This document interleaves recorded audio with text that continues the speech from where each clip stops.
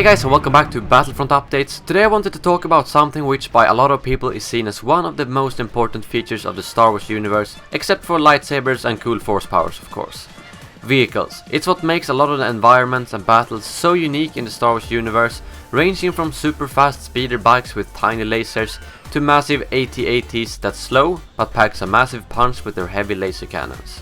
That's why I decided to list the top 5 vehicles that we want to see in DICE Star Wars Battlefront, as picked by the community and me together.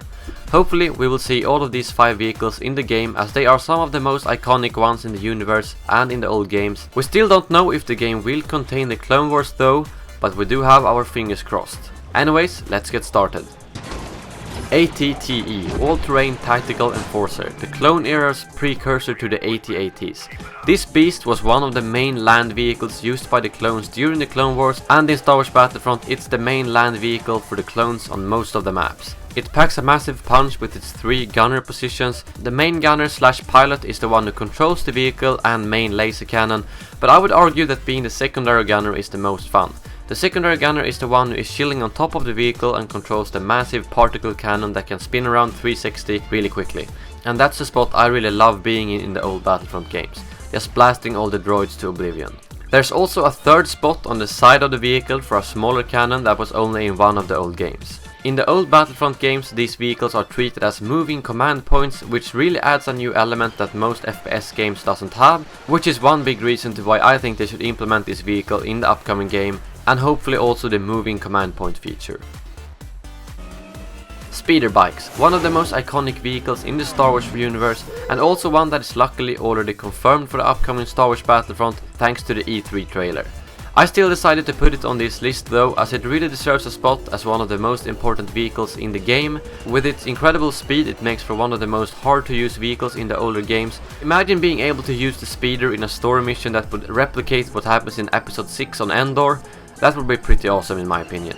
Whether you just want to get from point A to B as quick as possible or run over some Ewoks and Stormtroopers on the way, the speeder bike makes for an excellent vehicle which I can't wait to play in the upcoming game.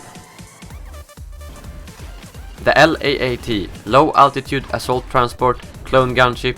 This ship has many names and it's probably one of my favorite vehicles of Star Wars Battlefront 1, and one of the things that I missed the most in the second Battlefront. Because this was a ship that, as the name suggests, was used in warfare on the surface of planets and not in space. At least in the movies and in the first Battlefront game. The ship has 6 positions in total, which is quite unique for a ship in Star Wars Battlefront. The gunner is the one who controls the ship, main laser cannons and the homing rockets. Then there's 2 secondary gunners who controls the beam cannons on the side.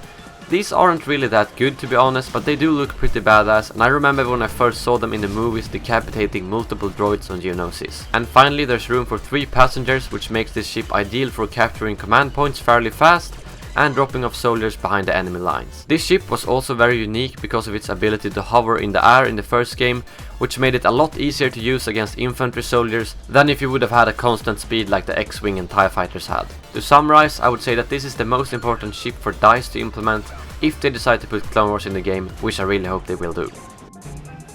Next comes a vehicle which might not be the best one, but it's the one I thought was really fun to use in the old games, the Hellfire Droid. We get a very short glimpse of this vehicle in episode 2, where it comes rolling quickly over the battlefield and then destroys one of the ATTEs with a single missile. And this was not quite how the vehicle worked in Battlefront, but it was still very fun to use. On the map Geonosis it was by far the fastest vehicle compared to the slow ATTE and Spiderwalker, but the problem however was the missiles. Those were not homing or straight like the other vehicle's missiles, but they simply went into a random direction. You did however have a lot of them, which meant that you could spam them all over the battlefield and hope that some of them would hit your target. And that's something I thought was really amusing to do on the battlefield. I hope that this vehicle will return in the upcoming game and possibly receive a little makeover from the old games, as it wasn't perfect there even though it was really fun to use.